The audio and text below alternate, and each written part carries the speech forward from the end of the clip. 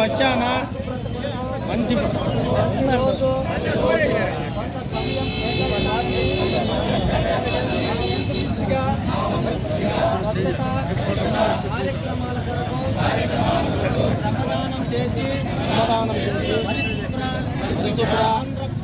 ఆంధ్రప్రదేశ్ సాధించే సంకల్పానికి కట్టుబడి ఉంటానని ఈరోజు పరిశుభ్రత గురించి అన్ని వేసిన ముందడుగు ఆంధ్రప్రదేశ్ రాష్ట్రాన్ని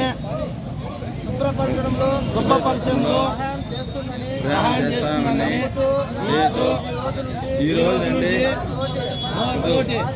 వారికి కూడా వర్షాకాలంలో అనారోగ్య సమస్యలు జాగ్రత్తలపై అవగాహన కల్పించే కృషిగా ప్రయత్నిస్తానని ఆంధ్రప్రదేశ్ స్వచ్ఛ ఆంధ్రప్రదేశ్ గా తీర్చిదిద్దేటట్లు నా వంతు కృషి చేస్తానని ప్రమాణం చేస్తున్నాను. జై స్వర్ణాంధ్ర, జై స్వర్ణాంధ్రప్రదేశ్. దాదాపుగా అమృత్ 2.0 కింద 11 కోట్లు శాంక్షన్ చేయడం జరిగింది. టెండర్ ప్రక్రియలో ఉంది. ఈ కొత్తకోటను పెద్ద నగర పంచాయతీగా మున్సిపాలిటీగా అభివృద్ధి చెందించాలనేదే కూటమి ప్రభుత్వ ధ్యేయం, ప్రభుత్వం ముఖ్య ఉద్దేశం.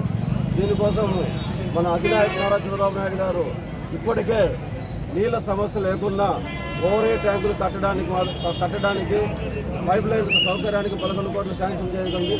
దీంతోపాటు ఈ మున్సిపాలిటీలో ఉన్న సమస్యలు చిన్న రోడ్లు కానీ డ్రైనేజ్ సమస్యలు కానీ ఎంత వీలైతే తొందరగా క్లియర్ చేయడానికి 1.5 కోటి రూపాయలు మనం జాయింట్ కలెక్టర్ గారు చెప్పడం జరిగింది. దాని ప్రతిపాదనలు పంపించినాం. అతి తొందరలో మన నగర పంచాయతీని క్లీన్ అండ్ గ్రీన్ పంచాయతీగా తీర్చిదిద్దామని మీ అందరికీ మాటిస్తున్నాం.